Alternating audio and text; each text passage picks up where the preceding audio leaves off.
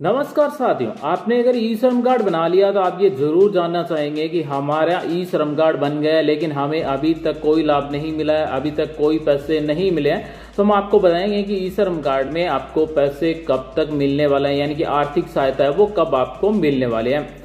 साथ ही अगर आपने ई श्रम कार्ड बना लिया तो उसके बाद में मान लीजिए अगर किसी की उम्र 59 साल है, क्योंकि ये ई श्रम कार्ड 16 से 59 साल के बीच में बनता है, तो अगर किसी की उम्र है वो 60 साल हो जाएगी तभी क्या ई श्रम कार्ड से फायदा मिलेगा या फिर नहीं मिलेगा।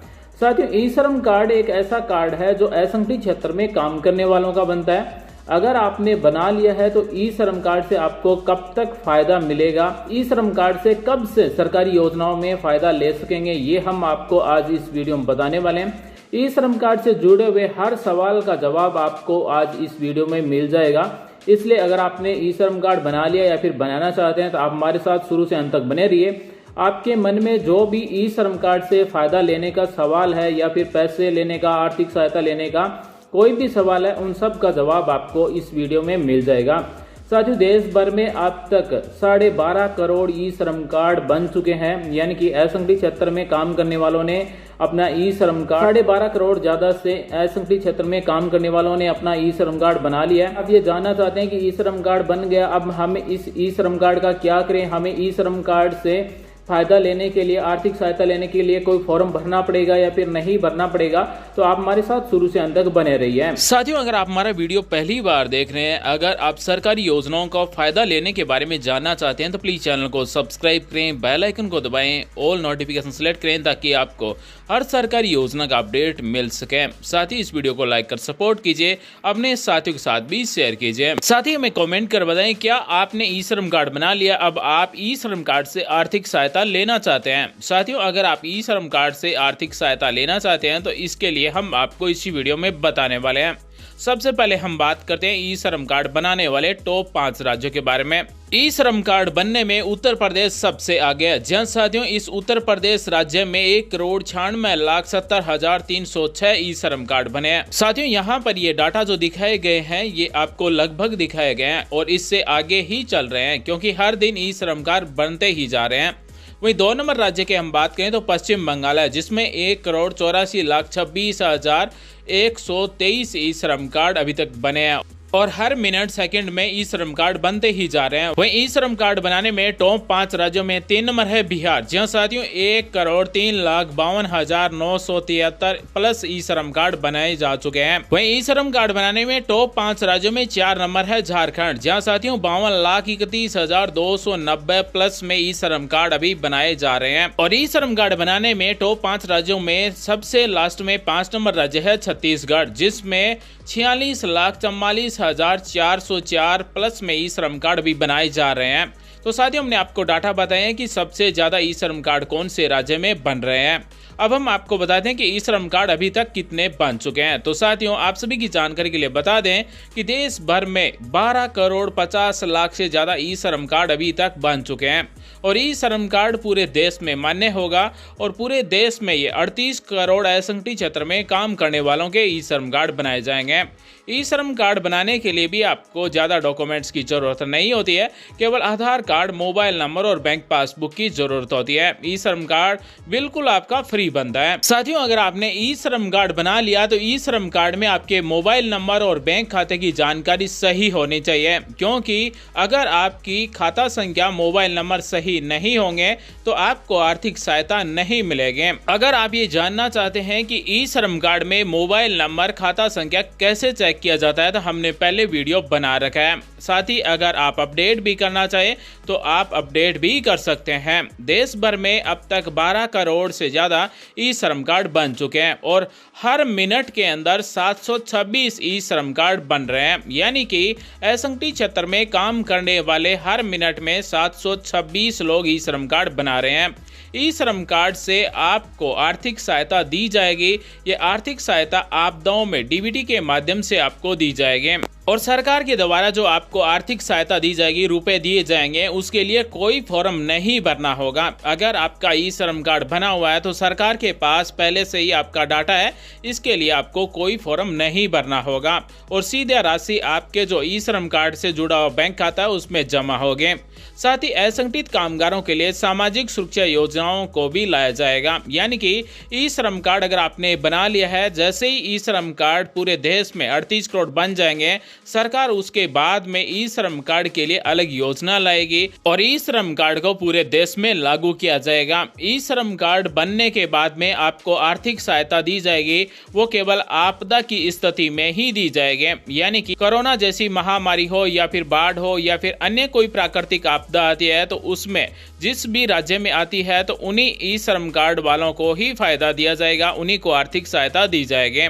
साथ ही ई श्रम कार्ड बनने के बाद में आपको ना ही ई श्रम कार्ड को रेन्यू करवाना होगा और ना ही आपको बार बार में पंजीकरण करना होगा। एक बार आपका ई श्रम कार्ड बन जाता है तो ये आपका पूरे देश में मान्य होगा, साथ ही आपका लाइफ टाइम के लिए वैलिडिटी होगी।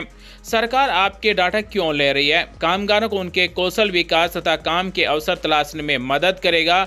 ई श्रम कार्ड बनाने के लिए कामगार की उम्र 16 से 60 साल के बीच में होनी चाहिए। साथ ही आयकर दाता भी नहीं होना चाहिए। साथ ही ईपीएफओ या फिर ईएसआईसी या फिर एनपीएस से जुड़ा हुआ भी नहीं होना चाहिए। साथ ही असंगठित क्षेत्र में काम करने वाले ई श्रम कार्ड बना सकते हैं। अब हम आपको बताते हैं कि असंगठित क्षेत्र क्या है। जहाँ साथियों, असंगठित क्षेत्र में ऐसे प्रतिष्ठान या फिर इकाइयां शामिल हैं जो वस्तुओं या फिर सेवाओं के उत्पादन या बिक्री में लगी हुई है और 10 से कम कामगारों को नियोजित करती है, यानी कि कोई भी फैक्ट्री है जिसमें 10 से कम लोग हैं, ये इकाइयां ईएसआईसी और ईपीएफओ के अंतर्गत कवर नहीं है, यानी कि आपका पीएफ नहीं कटना चाहिए। साथ ही क्या कोई आय का मापदंड है, यानी कि कितने रुपए आय वाला ई श्रम कार्ड बना सकता है? ई श्रम कार्ड बनाने वाला असंगठित कामगार के रूप में ई श्रम पर पंजीकरण के लिए कोई आय मापदंड नहीं है, यानी कि आपकी इनकम कितनी भी हो सकती है, लेकिन आयकर दाता नहीं होना चाहिए, यानी कि इनकम टैक्स देने वाला नहीं होना चाहिए। ई श्रम कार्ड बनाने के लिए आपके पास क्या क्या डॉक्यूमेंट्स होने चाहिए? तो आपके पास आधार कार्ड होना चाहिए, सेविंग बैंक अकाउंट होना चाहिए और एक आपके पास मोबाइल होना चाहिए। इनमें से आपको किसी भी डॉक्यूमेंट्स की कॉपी जमा नहीं करवानी होती है। अगर आपके आधार कार्ड में मोबाइल नंबर जुड़े हैं तो आप खुद भी रजिस्ट्रेशन कर सकते हैं या फिर अपने नजदीक किसी भी कॉमन सर्विस सेंटर पर जाकर फ्री में ई श्रम कार्ड बना सकते हैं। ई श्रम कार्ड बनने के बाद में असंगठित कामगार को क्या लाभ मिलेगा? केंद्र सरकार ने ई श्रम पोर्टल विकसित किया जो असंगठित कामगारों को आधार के संबंध में एक केंद्रीकृत डाटाबेस होगा। पंजीकरण के बाद उन्हें PBSY यानी कि प्रधानमंत्री सुरक्षा बीमा योजना के तहत 2 लाख का दुर्घटना बीमा कवर मिलेगा। साथ ही भविष्य में असंगठित कामगारों के सभी सामाजिक सुरक्षा लाभ इस पोर्टल के माध्यम से प्रदान किए जाएंगे।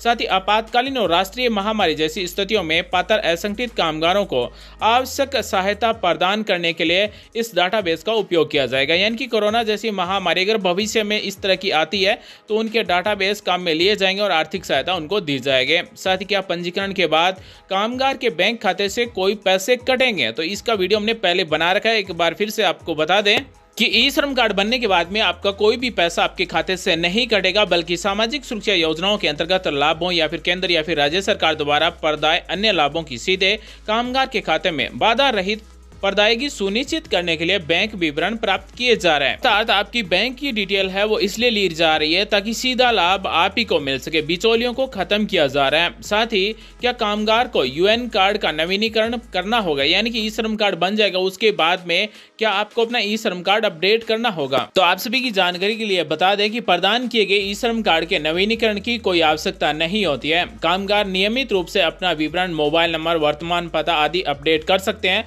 अपने खाते को सक्रिय रखने के लिए वर्ष में कम से कम एक बार अपना बैंक खाते को अपडेट करना आवश्यक है, यानी कि आपने जो ई श्रम कार्ड में बैंक अकाउंट डिटेल दी है उसे एक बार अपडेट करना होगा साल में, अन्यथा आपका ई श्रम कार्ड से जुड़ा बैंक अकाउंट इनएक्टिव हो सकता है। तो आपको साल में एक बार अपने बैंक अकाउंट डिटेल है वो अपडेट करवानी होती है। ई श्रम कार्ड में क्या क्या अपडेट किया जा सकता है? एक बार पंजीकृत होने के बाद में आप अपने ई श्रम card number, UN number change नहीं कर सकते। आप अपने ई श्रम कार्ड में मोबाइल नंबर, वर्तमान पता, व्यवसाय, शैक्षणिक योग्यता, कौशल के प्रकार, पारिवारिक विवरण आदि अपडेट कर सकते हैं और कोई भी जानकारी अपडेट नहीं कर सकते हैं।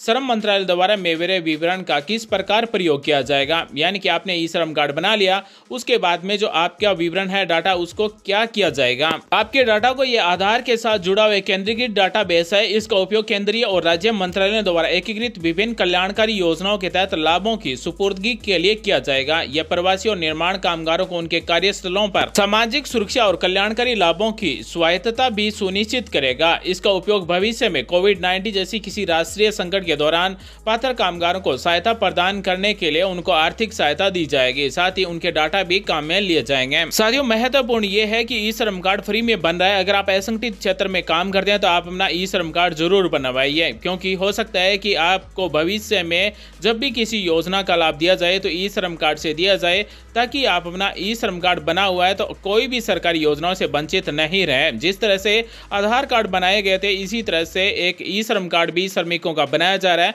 तो आप अपना ई श्रम कार्ड जरूर बनाएं। अगर ई श्रम कार्ड बनने के बाद में आपकी सरकारी नौकरी लग जाती है या फिर संगठित क्षेत्र में शामिल हो जाते हैं, तो उसके बाद में क्या होगा, उसे केवल संगठित कामगार के लिए परिभाषित लाभ प्राप्त होंगे जैसा उस पर लागू होगा। यानी कि इसमें आपको कोई भी चेंज नहीं करना है। आपका ई श्रम कार्ड केवल संगठित क्षेत्र में जो लाभ मिलता है वही लाभ आपको मिलेगा। ई श्रम कार्ड बनाने वाले की उम्र 60 साल हो जाएगी, तब क्या होगा? 60 वर्ष की आयु प्राप्त करने के बाद कामगार को कोई कार्यवाही करने की आवश्यकता नहीं होगी और ई श्रम परियोजना के तहत उन्हें उनका आधिकारिक लाभ प्राप्त होता रहेगा। यानी कि 60 साल के बाद में जो भी लाभ मिलता है ई श्रम कार्ड से, वो लाभ मिलता रहेगा। साथियों, ई श्रम कार्ड 2022 में भी बनता रहेगा। जब तक 38 करोड़ ई श्रम कार्ड नहीं बनेंगे तब तक ई श्रम कार्ड बनता ही रहेगा। और आप समझ गए होंगे कि ई श्रम कार्ड से रुपए आपको कब मिलेंगे और ई श्रम कार्ड बनाने के बाद में आपको क्या करना होता है। ई श्रम कार्ड से आपको समाज की कल्याणकारी योजनाओं का लाभ मिलेगा। ई श्रम कार्ड से रुपए लेने के लिए आपको कोई फॉर्म भरने की आवश्यकता नहीं है।